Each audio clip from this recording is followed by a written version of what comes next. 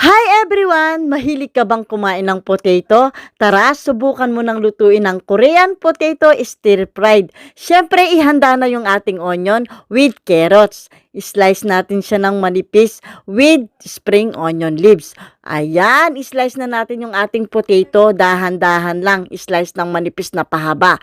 Kapag okay na siya, lilinisin natin siya sa malinis na tubig. Dahan-dahan lang naman sa paghawak para hindi siya maputol. Ayan, i-drain na natin siya, tanggalin na yung tubig dahil lulutuin natin siya sa mainit na fry pan with cooking oil. Ilalagay na natin yung ating carrots, potato, at yung ating na-slice na onion. Dahan-dahan lang sa pagluluto, maglalagay tayo ng kaunting iodized salt, kaunting paminta, at betchin with magic sarap. It's okay.